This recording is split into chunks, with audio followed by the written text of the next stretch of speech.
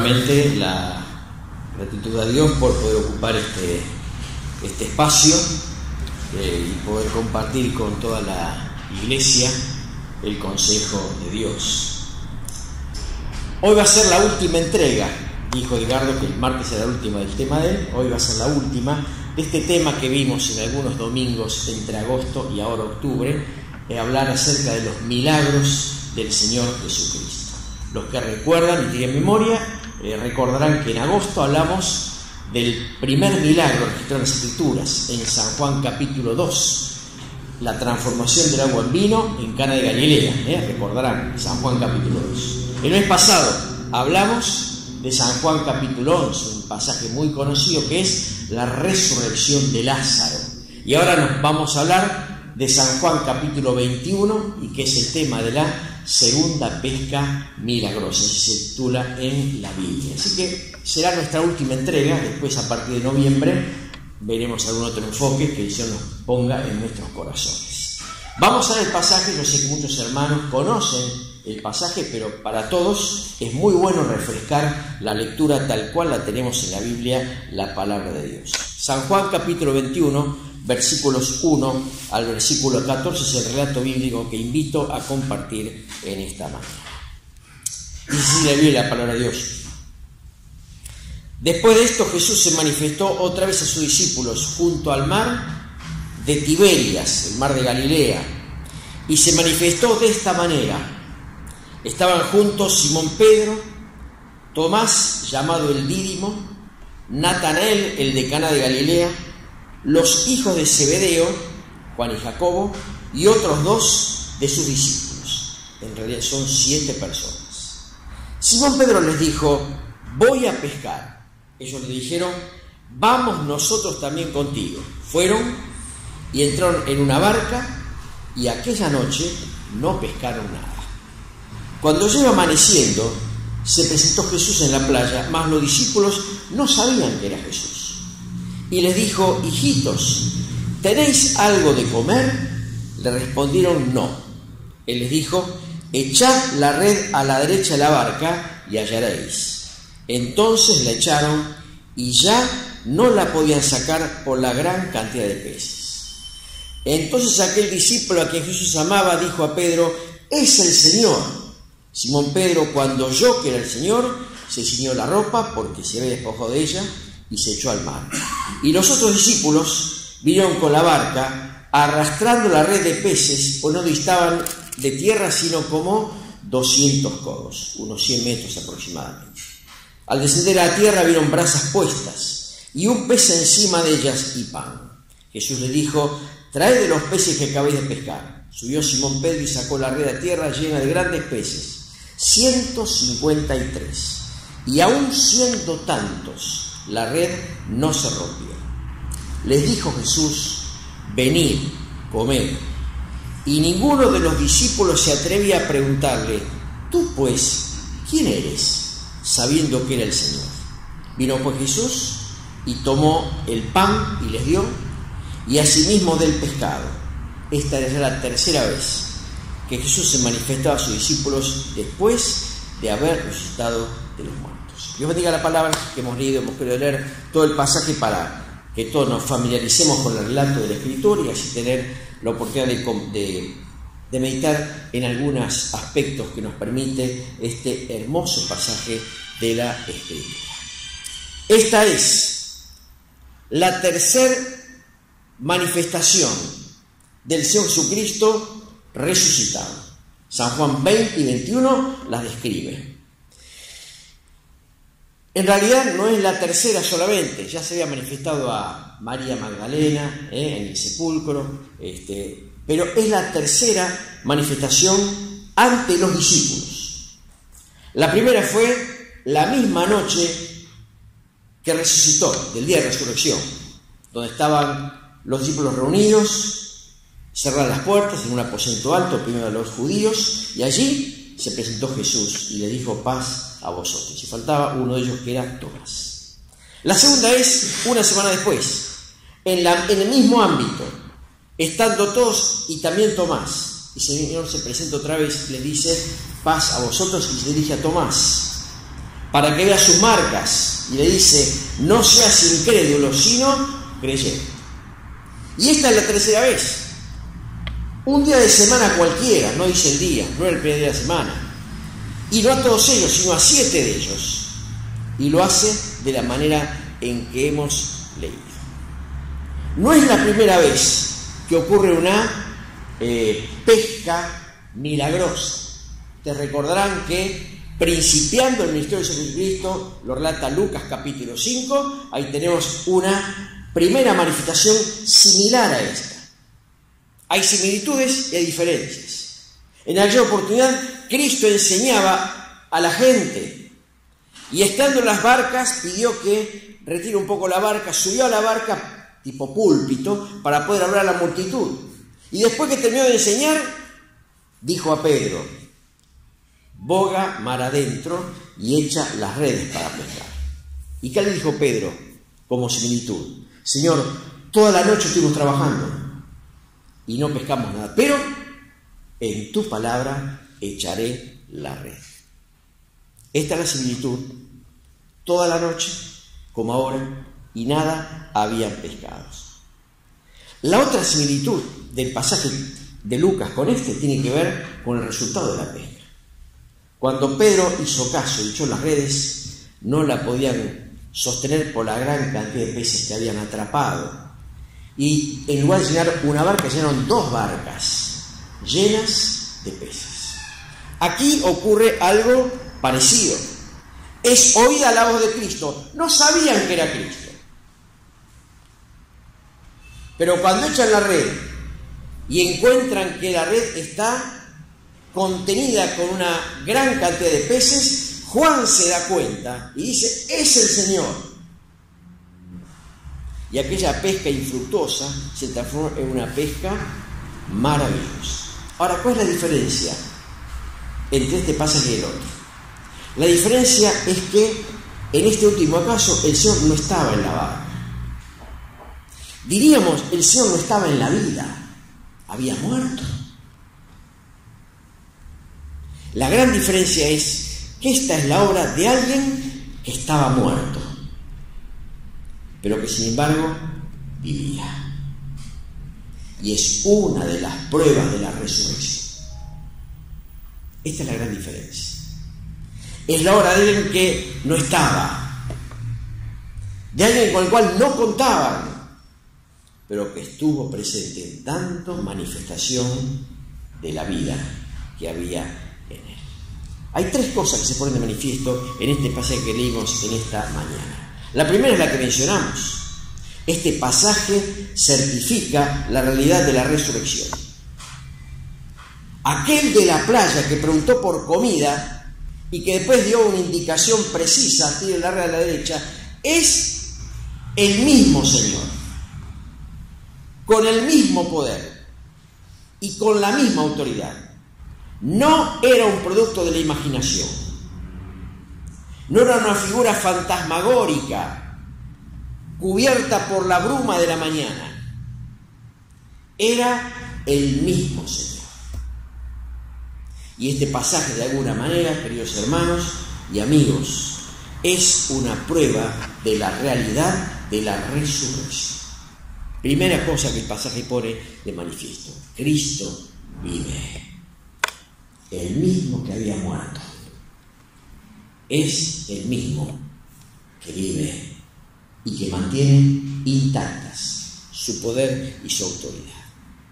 La segunda cosa que pone de manifiesto el pasaje es que el poder del Señor, como dijimos antes, continúa siendo el mismo. La muerte no hizo decaer su vigor, no deterioró su poder, no dejó rastro alguno en él. La muerte ni lo destruyó ni agotó su inmenso poder. La segunda verdad que patentiza el pasaje es que el Señor mantiene su mismo poder. Claro, difícil pensarlo a nosotros que no tenemos ninguna experiencia en estos temas.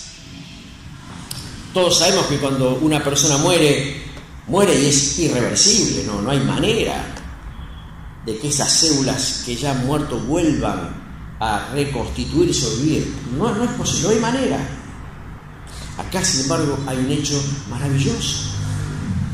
El mismo Señor, el mismo que murió, el mismo que estuvo 3 días en la sepultura, el mismo, con la misma autoridad, con el mismo poder, con el mismo vigor. Oh, qué maravilla es pensar que la muerte no tuvo sobre Cristo ningún poder, ni ninguna huella, ningún rastro, el mismo poder.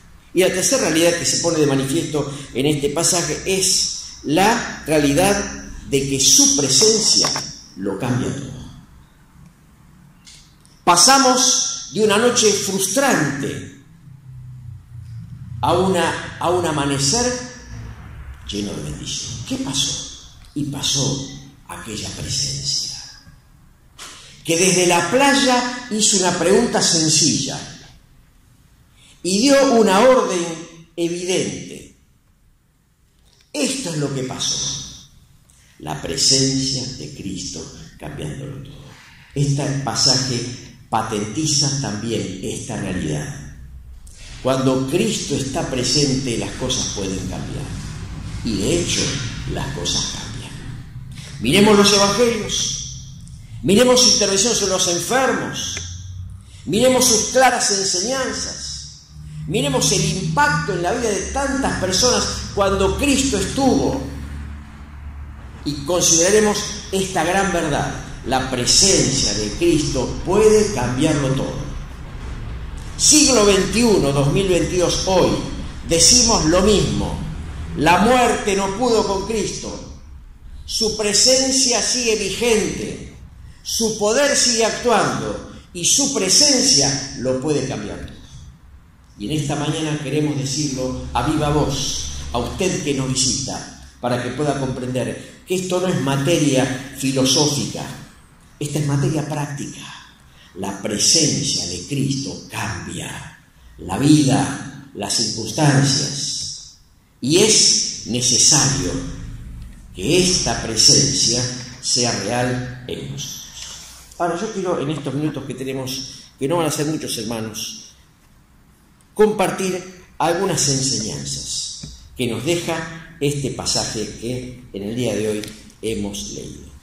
Vimos las cosas que manifestaron este hecho, ya las miramos. Ahora yo quiero destacar brevemente por lo menos 3 enseñanzas breves que nos deja la lectura de este pasaje que hemos leído en la mañana de hoy.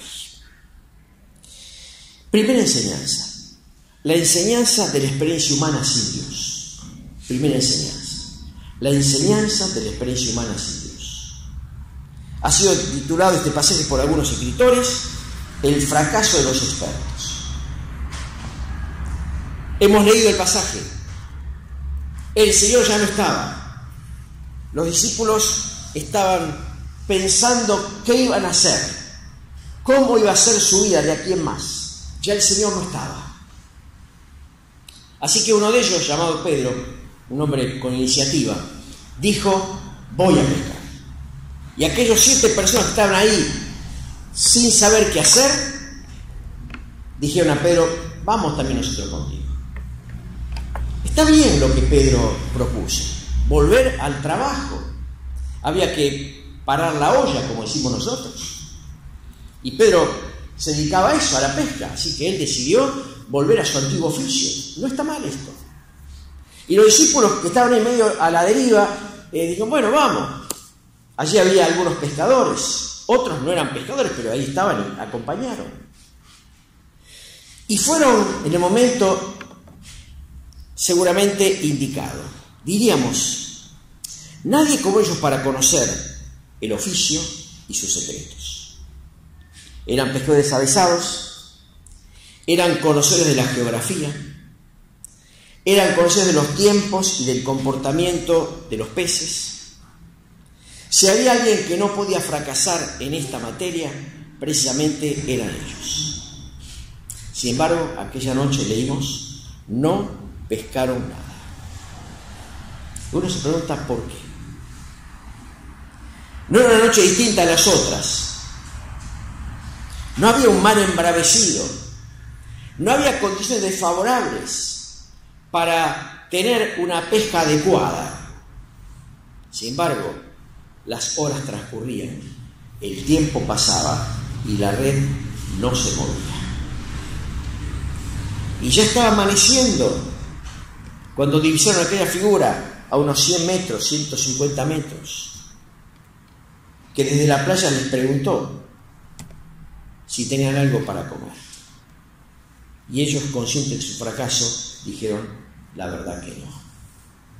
Lo habrán dicho con vergüenza.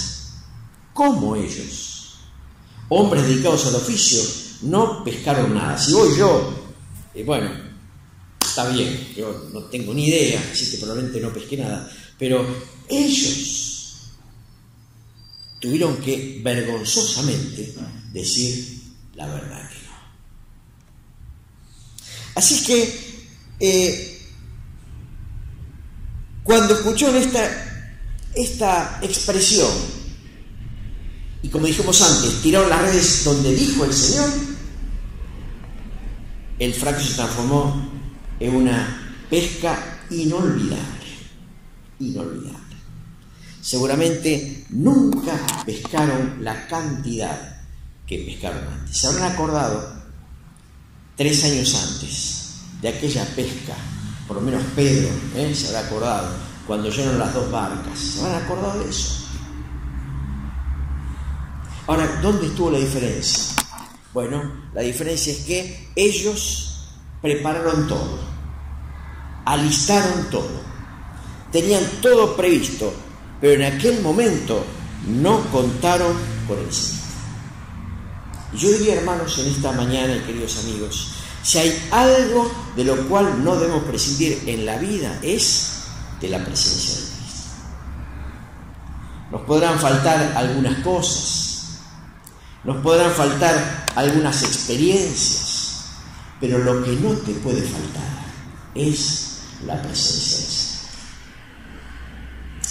Esta presencia, como dijimos antes, hizo la diferencia y transformó el fracaso en victoria. Vivimos en un mundo donde se nos dice que hay que confiar en uno mismo, confiar en nuestras capacidades, confiar en nuestras virtudes, confiar en lo que hemos aprendido, en lo que hemos experimentado. Todo eso está muy bien, pero la palabra de Dios nos enseña que con eso no alcanza. No alcanza con que yo confíe en mí mismo. Y no digo de no confiar en nuestras potencialidades. Digo que no podemos pasar la vida prescindiendo de la presencia del Señor. La palabra de Dios, la experiencia de la vida nos muestra que no alcanza con nosotros mismos. A ellos no les alcanzó. No había ninguna grieta en lo que habían hecho. Estaba todo bien, estaba todo perfecto, estaba todo calculado. Sin embargo, eso no garantizó la victoria. La victoria estuvo cuando Cristo se presentó y les dijo lo que tenían que hacer. Queridos hermanos, queridos amigos, el tiempo ha transcurrido, siglos y siglos, y la experiencia de la vida del hombre sigue enseñándonos esta verdad. La victoria no se consigue con lo que yo pueda disponer, aunque para mí todo está perfecto. Para que la victoria sea completa hace falta la presencia de Cristo. Y yo pregunto en esta mañana, ¿te hace falta esta presencia? ¿Contás vos con esta presencia? ¿Cuenta usted con Cristo en su corazón? Si no lo tiene aún, piénselo. La victoria no es completa si Cristo no está. Él murió por nosotros, padeció en la cruz, derramó su sangre para que todo aquel que en Él cree no se pierda, sino que tenga vida eterna. Esta es la victoria. Esta es la victoria. Tener vida eterna. Cosa que se consigue únicamente por la eficacia de la sangre de Cristo vertida en la cruz una sola vez y para siempre. Él es la fuente de la victoria. En primer lugar, entonces, primer pensamiento para compartir, el pensamiento de la experiencia humana y la gran realidad en que no alcanza con confiar en un hombre. Segundo pensamiento a compartir, la importancia que tienen todos para el Señor. Segundo pensamiento, la importancia que tienen todos para el Señor. Eran 7 personas, diferentes entre sí, pero todos en la misma barca, y todos amados y reunidos por el Señor. En esa barca hubo lugar para un reflexivo llamado Juan. Él se dio cuenta que la persona de la playa era el Señor. Ninguno se dio cuenta, él se dio cuenta. Y dijo, hay una voz, ¡es el Señor! Él se dio cuenta. El reflexivo. Hubo lugar para un impulsivo llamado Pedro, un hombre de iniciativas. Él tomó la iniciativa de ir a pescar. Y él tomó la iniciativa de tirarse al agua para llegar antes y ver al Señor. Hubo lugar para un impulsivo. Hubo lugar para el resto, las otras 5 personas, que el versículo 8 describe de la siguiente manera. Los otros discípulos vinieron con la barca arrastrando la red de peces. Estos otros son las personas anónimas. No se los nombra de vuelta, pero ellos trajeron la barca. Ellos adaptaron la red y vinieron y presentaron al Señor los 153 peces que habían pescado. Hermanos, yo quiero pensar en esta mañana en este gran pensamiento. La barca, así es la iglesia de Cristo. Su barca nos contiene a todos. Hay hombres como Juan y como Pedro, que a lo mejor se notan un poco más. Pero hay otros del trabajo silencioso que son fundamentales para la iglesia. Y damos gracias a Dios por los otros discípulos, aquellos que no se ven, aquellos que no se notan, aquellos que no figuran, pero que arrastran la red. Oh hermanos, gracias damos a Dios por los hermanos queridos que arrastran la red. Esta es la barca de la iglesia. Gracias por los Pedro y por los Juan, pero gracias por los otros, los que arrastran, orando, apoyando, colaborando, animando. Esto es la iglesia de Cristo. Y esto es aquello que vos y yo tenemos que aprender en estas circunstancias. Para Dios, todos son importantes. Para Dios, todos tienen lugar. Y para Dios lo que sirve es eso, un servicio hecho en plena armonía, donde todos en la misma barca aportamos lo que tenemos para el Señor. Oh hermanos queridos, que Dios nos ayude para poder tener este sentido de pertenencia en la barca de Cristo que nos contiene a todos, en la cual todos podemos ser útiles. Los reflexivos, los impulsivos, los con iniciativa y los otros fundamentales para que la obra de Dios crezca y fructifique como aquella pesca de la mañana que pasó el fracaso de Víctor. Y termino, no, porque ya es la 1:15 pasadas, mirando el tercer pensamiento, que tiene que ver con la presencia fortalecedora. Primer pensamiento, la experiencia humana. Segundo pensamiento, la barca, donde todo tiene lugar. Y tercer pensamiento, la presencia fortalecedora. Llegaron a la playa y cuando llegaron, ¿qué vieron? Versículo 9, brasas puestas y un pez encima y pan. Una noche de trabajo, de fatiga, de fracaso. Por supuesto, tenían hambre.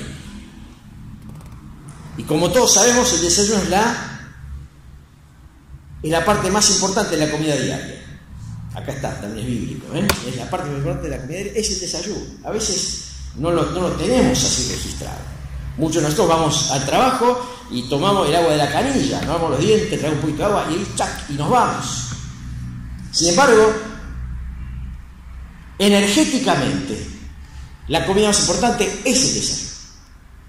Es lo que te permite andar todo el día y utilizar la energía proveniente de los alimentos para tus tareas cotidianas.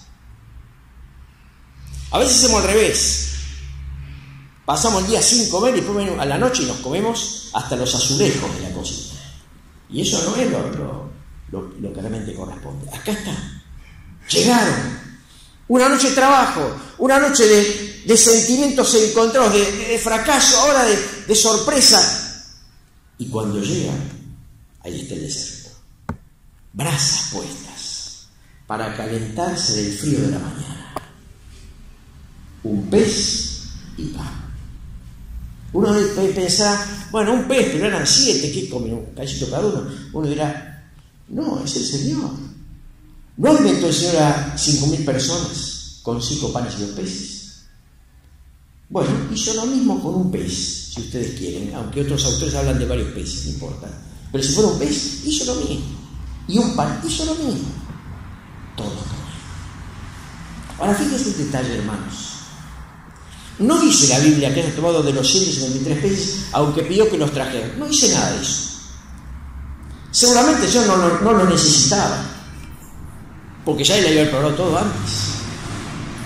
Pero me llama la atención el encuentro de estas 8 personas. La única palabra que se escucha es: vengan y coman. Después no hay diálogo. Nadie dice nada. Nadie le preguntaba. Todos sabían que era él y lo importante era estar con él. A veces no son las palabras las que llenan el alma, es la presencia. Es la presencia. Mire, yo esto siempre lo conté, pero lo cuento de vuelta, no importa. Que lo escuchó, yo lo escuché. Yo era poco más joven que ahora, venía a las reuniones aquí, siendo joven, y tenía muchos problemas, muchos conflictos. Y le conté a Samuel, me pasa esto. Y dice, bueno, vení a casa. Un mediodía. Bueno, fui a la casa. Y me pusieron la mesa. Y me sorprendió ver una familia como la que Samuel tenía. Y eso llenó mi corazón.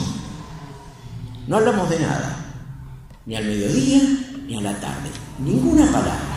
Pero el haber estado en la casa con mi hermano y ver la familia fue para mí uno de los más grandes mensajes que recibí de la vida. Fíjense cómo me acuerdo hoy. Y pasaron más de 40 años. Acá hay algo parecido, hermanos. Nada le dijo el Señor. No hacía falta decir nada. Su presencia era lo necesario y lo suficiente en ese momento. Hermanos, qué hermoso es pensar en esto y qué hermoso es anhelar esta presencia. Cantamos un himno que también siempre lo menciono, que es el 496, que dice: ¿quién podrá con su presencia impartirme bendición? Solo Cristo en su clemencia puede dar consolación. Esta es la lección del pasaje, hermanos. Es el Señor el que está siempre. Es el Señor el que fortalece. Es el Señor el que transforma el fracaso en victoria. Es fundamental la presencia del Señor. Llevémonos a casa hoy este mensaje. ¿Qué necesito para vivir hoy? ¿Una mejor paritaria? ¿Una mejor casa? ¿Un mejor auto? No, necesito esta presencia, la presencia de Cristo. Oh, queridos, aquellos 7 personas nunca se olvidaron de esta experiencia. Las cosas pues siguieron, no importa, pero nunca se olvidaron. Aquel desayuno nunca dejó de estar en la cabeza de ellos. pero lo que más lo llenó fue la presencia de Cristo. Quisiéramos que en esta mañana, al terminar de mirar estos sencillos pensamientos, podamos irnos a casa con la certeza de que lo mejor para mí es la presencia de Cristo. Todos tenemos esta presencia. Todos hemos conocido a este Señor. No te vayas sin conocerle personalmente. No te vayas sin arrepentirte de tus pecados y creer en Él como Salvador personal. No te pierdas el placer, el gozo cotidiano de esta presencia. El Señor hoy te llama a vos. Como llamó en aquella playa, todos lo escucharon. Lo escuchás en esta mañana, esta presencia. Y hermanos queridos, para nosotros, gocémonos por formar parte de la barca de Cristo, donde todos somos importantes para Él. Todos. Todos estamos contenidos por Él. Y todos somos confortados, cualquiera sea el momento de la vida, por la presencia de Él. ¿Quién podrá con su presencia impartirme bendición? Que esta presencia siga siendo nuestra realidad en nuestro día de vivir. Gracias a Dios por la palabra. Hemos terminado el mensaje, pero decimos como siempre lo hacemos: no te vayas sin tener la certeza de que esta presencia está dentro tuyo. No te vayas, no te vayas. Cristo quiere hoy formar parte de tu vida y bendecirte con su presencia cotidiana. Vamos a poner de pie, vamos a orar al Señor. Gracias, Padre, te damos por este tiempo que nos das, en el cual podemos detenernos y abrir tu palabra. Gracias por mirar a Cristo, a quien la muerte no pudo detener, a quien la muerte no pudo disminuir en nada su poder inagotable, y que se manifestó a sus discípulos de la manera que hemos leído en esta mañana. Y pensamos, Padre, qué importante es su presencia para poder cambiar todas las cosas, para sacarnos del fracaso, para darnos nueva esperanza, para vigorizarnos y para confortarnos en el día a día. Oramos, Padre, para que esta presencia sea real en nuestra experiencia personal. Y si aquí hay personas que aún no tienen la certeza de esta presencia, oramos para que puedan acceder a Cristo a través de la fe, arrepintiéndose de sus pecados y aceptando a Cristo como el único y suficiente Salvador personal. Bendice, Padre, tu palabra y obra en cada corazón. Oramos en el nombre de Cristo Jesús. Amén. A todos muchas gracias, hermanos, Dios les bendiga y muy buenos días.